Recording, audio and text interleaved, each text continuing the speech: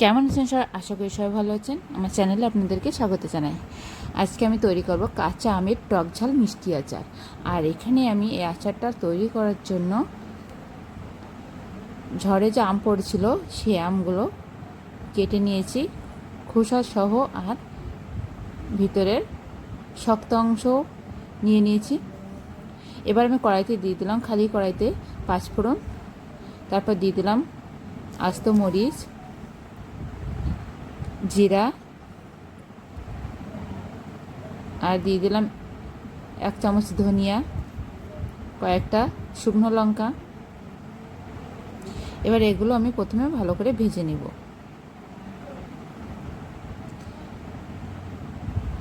আর সবশেষে দিয়ে দেব সরিষা 2 চামচ, দিয়ে আমি এগুলো ভেজে নেব। সরিষা ফুটে উঠলে আমি নামিয়ে নেব।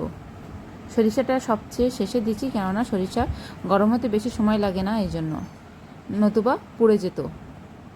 এবার আমি কড়াইতে দিয়ে দেবো সরিষার তেল,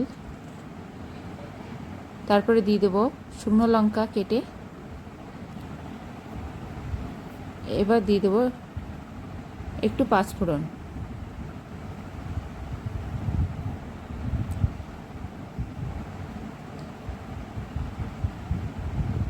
ঝাল আর 5 ফোড়ন ফুটে উঠলে আমি দিয়ে দেবলাম কেটে রাখা আম।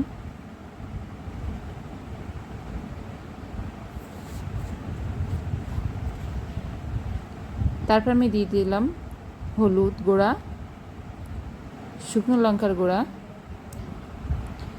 স্বাদ মতো লবণ দিয়ে এগুলো প্রথমে একটু ভালো করে মিশিয়ে নেব।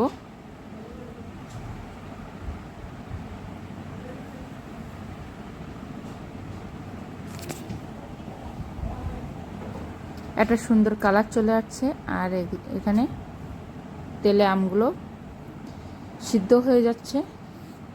তারপর আমি একটু ঢাকনা দিয়ে ঢেকে দেবো 5 মিনিট মতো।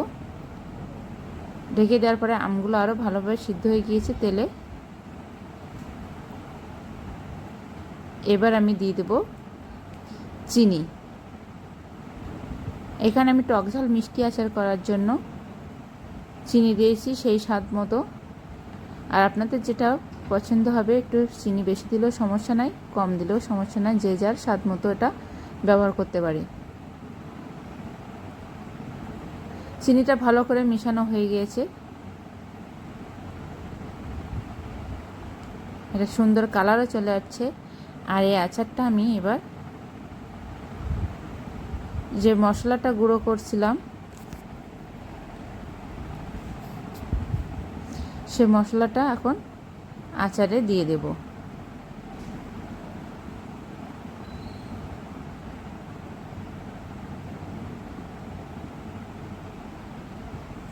মশলাটা দেওয়ার পরে অল্প একটু নাড়াচাড়া দিয়ে আমি এটা নামিয়ে নেব।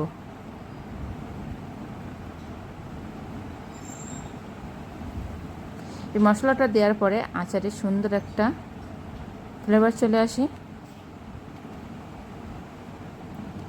এবার আমি আচার নামিয়ে ঠান্ডা করে কাঁচের পাত্রে রেখে দেব, আর ফাঁকে ফাঁকে একটু একটু কড়া রোদ্রে রেখে দেব।